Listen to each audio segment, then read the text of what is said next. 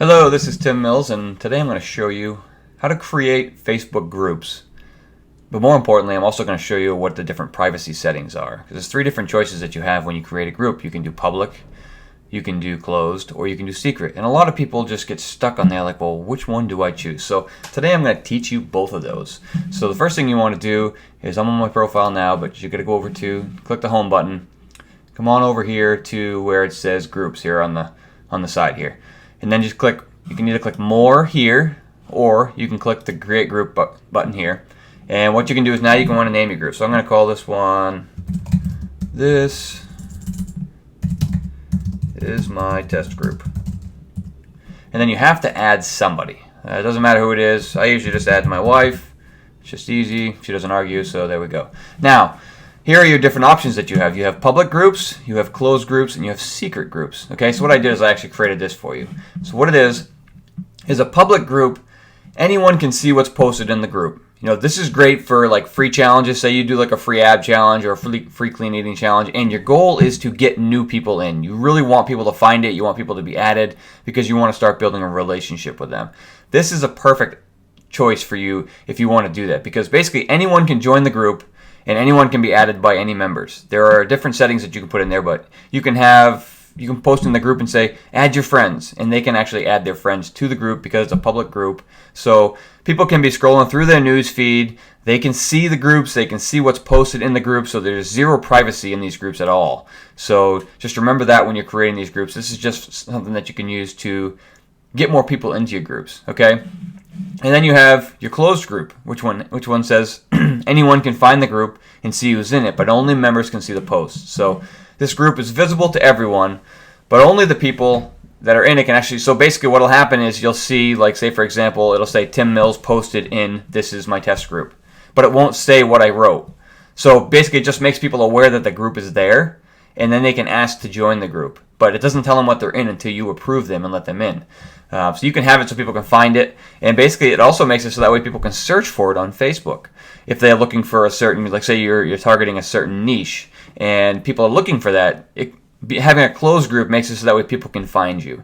Like for myself, I have my wellness professionals group set up as a closed group. Only the people that are in it can see what I actually post, but they can actually search for it. So if they went into the graph search on Facebook, like say for example, they went up here and they went and they searched and they were looking for like wellness professionals, they could find my group and they could request to join. And any one of the members that are in the group can approve them unless I say otherwise.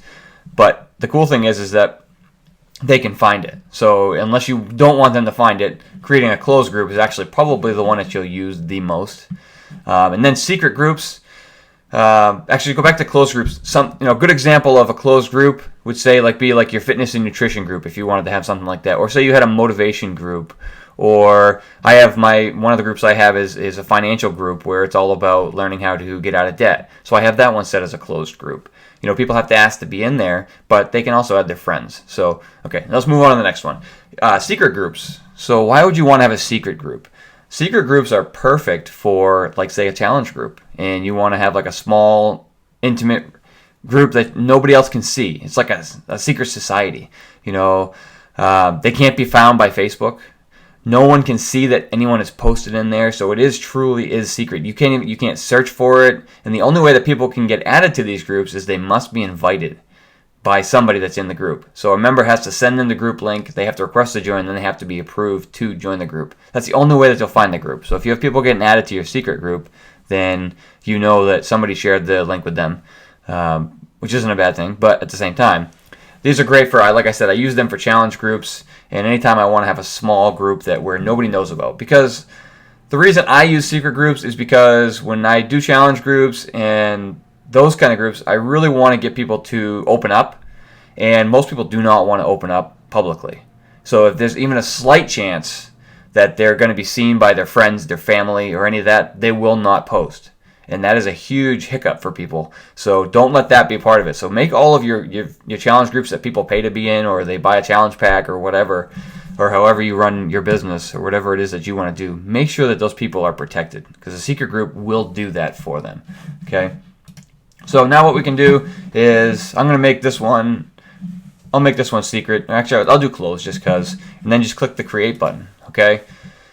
Now you just choose an icon. It doesn't really matter which one you choose. I'm going to go with this one. Or you can skip it if you want to, but then click OK. And now you're in here. So now you can actually add a description. What is your group about? So you can click on description here, and this is my Facebook video test group. And then click save. Okay, now we can add an icon, which we already did. And then you can add a cover photo.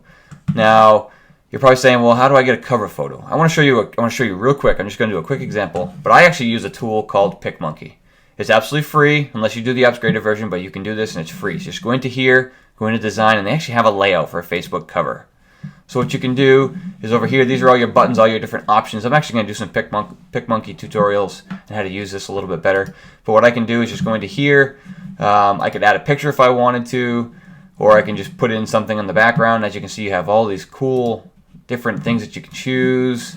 You know, you can play around with them, do any kind of things that you want. I mean, the opportunities are endless. The cool thing that I like about PicMonkey is that you can use your fonts that you like and that you also use for your brand. So what I can do is over here, click the marker felt that I like to use, click on that, click on it, and then this is my, if I could spell, I'd be doing better. And then what we can do is we can actually just make this bigger. We can play around with it if we want to. I'm not going to get too far into detail. And then what I can do is just save this, okay? Now, you always want to save images as a PNG file, never as a JPEG, because basically Facebook knocks down the quality of a JPEG. But with PNG, they stay pretty good. So I highly recommend that you always do that. And then we'll just put test picture. Okay, and then it'll save it to my computer. Now it'll go right to my desktop. Click on that. Now I can go back over here to Facebook. I can upload the photo, because that's what I want to do. And I know it's right here. Test picture. Open. And there you go. Click Save Changes. And there it is. My group is officially set up. It's ready to go. Now, you have different options while you're in a Facebook group. You can come over to here. Let's see, so I can close that out. You got different files, members. You can click on here. This will show you who's in the group. It tells you right here that this is a closed group. You can set up your notifications. You can either have it on or off. I always have mine off because I keep all my groups over here, so I pay attention and go through them every day. Different settings that you can have. You can actually edit the group settings. So what would you want to do this for? This is a perfect example of if you want to make it so that way only you can add a member. You can click any member can add members, but an admin must approve them. So if your friends add somebody, you have to say okay. That's for more like a closed group. So that way just random people don't get added. You can actually set up a group address if you want to. Basically, you click on this and then you name it whatever the group is. This is my test group, and then it will actually you can actually have an email set up for it. So that's pretty cool. You can put your description, fix it in here. You can tag it so that way it's easier for people to find you. Say you're into fitness. So you could tag fitness. You could tag different pages if you wanted to. Let's see. Let's do who's a known. Let's see. So I could tag Tony Horton. Now when people search Tony Horton, my group will have a better chance of popping up. You can give posting permissions. You can actually make it so that way only you can post in the group. I don't know why you would want to do that unless you have a group that has like 30,000 people in it. But then post approval. And then just click save. And there you go. Your group is set up. You're ready to roll. You are good to go. Now you can do whatever you want in your group. Let's see. Let's go back over here. You can post. You can add videos. You can ask questions. You can add files to it. I mean, the opportunities are endless. This is your group. Do whatever you want, and just keep inviting people to it. And be very active in there. And then actually, there's one more thing that I want to show you. And what that is I like to put all my groups that are important to me over here on the left-hand side.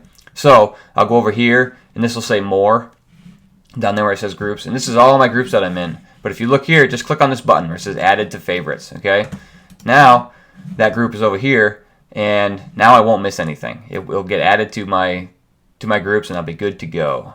So hopefully that helped you guys. It's not that big a deal to create groups, and it's definitely a great way to stay close to people. If you want to learn more things like this about Facebook, about just getting your business organized, I have a group that I've actually put together, and I'd love to have you join us. It's called the Wellness Professionals Mastermind. For anybody looking to create a brand and succeed online with Facebook and social media in general, YouTube, you name it. Just a fun place to ask questions, and we can all learn together. And I'm going to put the link to that group in this description. So if you're interested, just click on that and add yourself, and we will see you on the inside. P.S. This is a closed group, so you are welcome to join us. Hope that helps, guys.